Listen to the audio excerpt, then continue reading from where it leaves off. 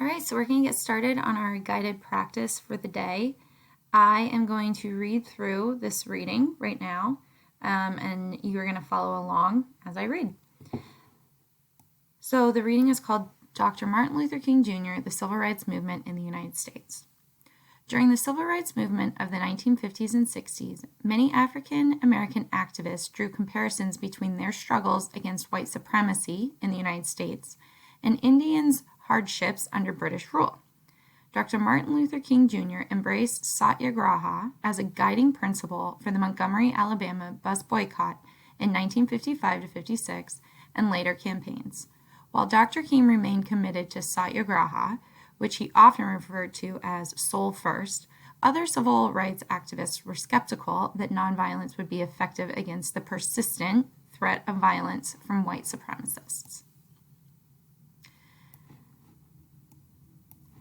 Dr. Martin Luther King Jr., his influence speaks to World Conscious, Hindustan Times, January 30th, 1958. Here's another reading. Mahatma Gandhi has done more than any other person in history to reveal that social problems can be resolved without resorting to primitive methods of violence. In this sense, he is more than a saint of India. He belongs, as they said of Abraham Lincoln, to the ages.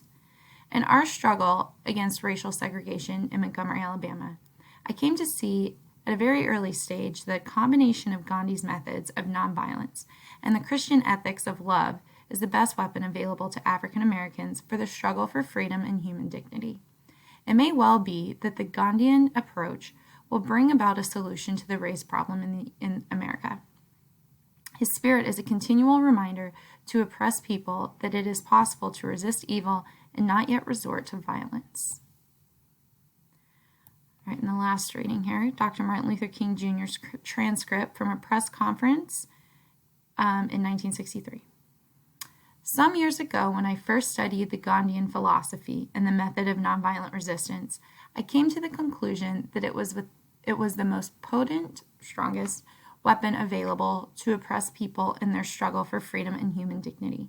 And I would say that this is overall direct action movement with its sit-ins, its stand-ins, its wait-ins, its kneel-ins, its mass marches and pilgrimage, and all the other elements that enter the struggle that have been patterned a great deal after Gandhi.